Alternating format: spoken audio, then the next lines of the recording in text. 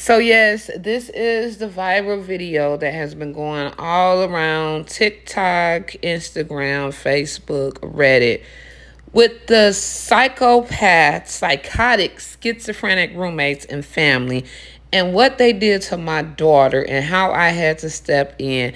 The elf without the shelf, the gospel gangster. This is her in the flesh, Miss Delta Airlines herself. Tyler Perry. She's waiting on a chance to get in one of your plays. She sang throughout the whole entire ordeal. She sang like the vampires off of Sinners. That's what demons do. She's expressing her inner demon. And I know everybody want to know what happened. How did this start? How did y'all get here? What is going on? About to let you guys know every single thing that happened from my point of view. I'm Jordan's mom, by the way. My daughter was the one that was being harassed, stalked, robbed, mistreated by the police and by them. So, yes, I'm about to tell y'all exactly what happened, how this started from my point of view. Let's go. Okay, so everybody wanted to know, where's the story time? Where's the story time about the crazy roommate and the schizophrenic mama and the schizophrenic sister? So this is the story time. On this picture, it was on my 40th birthday. This is the first time I met the girl with the red and black shoes on, which is the roommate, Anna. That was the first time I met Anna. At this apartment that we're standing in right now with Anna is Jordan's apartment. The apartment that Jordan let Anna move in and didn't put Anna out. Okay, so this was actually my birthday fell on Thanksgiving this year. So we went to Atlanta, we flew out there. We were supposed to have been having a girls' night, a sleepover, all this, all that. That didn't pan out. The whole entire time. Now, before I got there, let me start back from this. Before I even got to Atlanta for my birthday, my cousins had already been telling me about this little weird, strange girl that Jordan was hanging around with. Y'all, the girl was running around with a teddy bear, like literally running around with a teddy bear. So I'm like, okay, she's a little thrown off. I try not to judge. I don't know if it was a support bear. I don't know what it was. But then they said, no, Tasha, we caught her fighting the car seat. She was fighting her seat in her car. And so when we got there, the girl had it was a little smart car, a little, I wanted to flip the car over, but let me get to that part.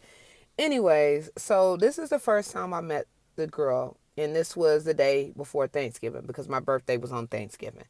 And I went to Atlanta once again. This is inside of Jordan's apartment where she was not on the lease, okay? Her mom comes over. I should have known something wasn't right when the mama came over and brought the food with not a sprinkle of salt. It was not a sprinkle of pepper on the food. They stole my other phones, so I don't have the pictures and the videos of the unseasoned food for Thanksgiving. The whole time we're sitting there, the food is so disgusting. And the girl is telling her, oh my God, mother, it's so good, mother. I love your cooking, mother. Mother, the food is so good, mother. So I'm like, okay, she calls her mom mother. Okay. So we end up we went to, what is the dang on place? Atlantic Station. We went to go see the Christmas lights and the Christmas trees. We actually drove in the car with the mother, the gospel gangster. She took us there. We drove there. So they were like normal during this time. They were just a little strange, but they were normal. She was not singing loud gospel music. The lady didn't even say anything about God. She didn't even say her grace before eating the unseasoned food that she cooked for Thanksgiving. So I'm like, okay, we're here for Thanksgiving, so I'm not going to be rude. We're just going to eat the food and we're just going to have a good time. We ended up not eating the food because we tried to fix the food up. We tried to add stuff to the food. The food was so bad, you couldn't even add anything to the food. So this is when I first met this family. I didn't meet the sister with the bed bug bites all over her feet and her ankles until we had to come to Atlanta when the police and all of this, when they were moving the cameras. So The whole time that we were there, the girl was acting really strange. She was trying to stay in a room. She was moving real strange. And so they had a connected bathroom. I'll never forget it. They had a turtle in the bathroom. And I'm like, why is the turtle in the bathroom? And the lights off, and the turtle was in the bathroom. But it was her pet turtle. So while I'm in a connected bathroom, I'm thinking I'm going to my daughter's room to ask her something. The little girl opens the door, and she looked like a little naked alien. It was just strange. The whole encounter was strange. It was strange, but it wasn't like, okay, they're crazy. I did not get they're crazy, they're off their rocker, they are completely psycho. I didn't get that until my daughter sent me the video when the mama was going in the room, and then when she had on the elf outfit, she was with the elf without the shelf when she was singing, and everybody thought she was going to break out singing Christmas music. So I come to find out, my daughter tells me, "Ma, these people are bothering me. I need to move. They don't want me here." The mom and the sister and the daughter with the scoop of hair, they all moved in. And they were not on the lease. They all moved in. They wanted her gone. So they started bothering her. They had been harassing my daughter for almost a month before I even found out. I didn't even know any of this was going on until that Sunday. She sent me the videos on that Sunday, and I was in Atlanta on that Wednesday, as fast as I can get there. So the whole time before I get there, they're still bothering her, still going to her room. I'm watching a Ring camera, seeing everything that's going on. So we get there. Finally, I make it to Atlanta. We go to the apartment. Nobody is there. They're not there. So the police call the girl. She tell the police that she'll be there in 30 minutes. 30 minutes passed. She didn't come. The police call her back. She said she'll be there in 20 minutes. 20 minutes passed. The police called back. She quit answering the phone. Y'all, we ended up staying in the hallway for almost 4 hours waiting on these people to come. The entire time while we were in the hallway waiting on these people to come, they were gathering people to come because they thought that my daughter was there by herself. So I'm guessing they were finna jump her.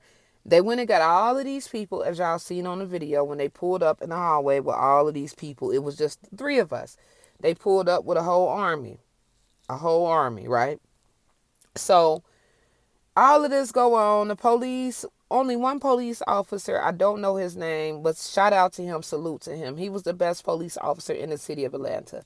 So we didn't get anything but the cats that night, okay? So a whole nother week go by, and we're finally able to go over there. When we went into the apartment, they had already ransacked my daughter's room, okay? When we went into the apartment, they had a candle burning in her closet on some weird, creepy type stuff. It was a candle burning in her closet. We realized her shoes and things, more things were missing. They said they did not have her things. So we called the police again. We end up going to get a U-Haul, and we went and got a storage building. By the time we came back from getting a U-Haul in the storage building, they have pulled everything out of her closet and out of her bathroom and just piled up everything in her room, like a big mountain of stuff in the room. So my daughter's room, everybody on the video kept saying, "Ooh, that room was so nasty." The room, they kept going in there ransacking the room, throwing stuff, as you see on the videos. They kept going, destroying the room. The room was not nasty, okay? The room was not nasty. They kept going in the room, okay? She barricaded herself and had to escape out of the window. I told my child not to spend another night in an apartment when I seen that video, and she did not spend another night in that apartment.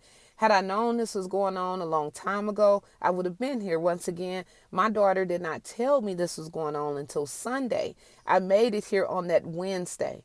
Okay, so it was not like I was not trying to come and help my child, or I didn't care, or she didn't have any family. I did not know what was going on. I was living in Texas. She was living here in Atlanta by herself.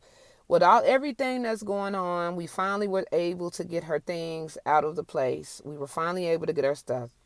Right now, we are currently unhoused. I decided to relocate to Atlanta to be closer to my daughter. So that's what we're in the process of doing right now.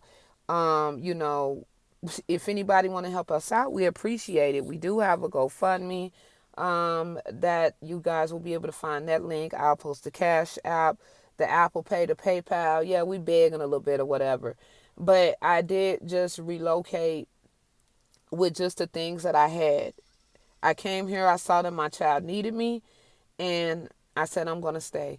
We didn't fight the people. We didn't jump on the people because we didn't have any bond money to get out of jail, and nobody was going to get us out of jail. So we prayed and we exercised our patience. Patience is the highest order of discipline. So we were patient and we prayed. That's why we did not put our hands on those people. Yes, we have filed charges. Charges are pending. An investigation is ongoing. We will be going to civil court.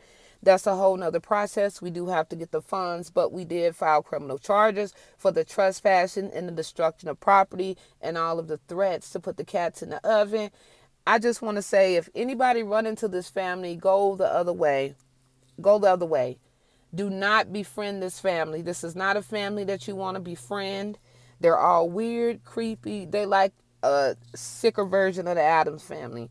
But then it's kind of like they all in some kind of sick love affair. It's sick, it's twisted, it's dark, it's all of that. But my daughter will be doing her own story time from her point of view, everything that happened since she moved in. I'm just telling you from my point of view. I only met the people one time. Prior to this, they were okay. I didn't know the people were crazy until I seen them on the video going in my daughter's room. So I got in the car with a couple of outfits, me and my other daughter. We ended up coming to Atlanta, and we ended up staying in Atlanta. And so we are in Atlanta now. She called us homeless, but she's over there homeless right now with her daughter and her granddaughter living in the other daughter's house. And they're probably going to be getting evicted soon because of all the noise complaints, and they're not supposed to be there anyway. But that's a whole nother story for a whole nother day. But I am here. My daughter is out. We did get the cats. Everything is okay. Y'all keep us in y'all prayers. Lift us up in y'all prayers. You know, we thugging it out. We're taking this journey together. We're going to be doing a lot of content on my Twitch, on my YouTube. We have a family channel, and they also have their TikToks. Her and Kylie, they have their TikToks. So follow us, support us, pray for us, keep us lifted up in prayer. We'll pray for y'all. That's my story.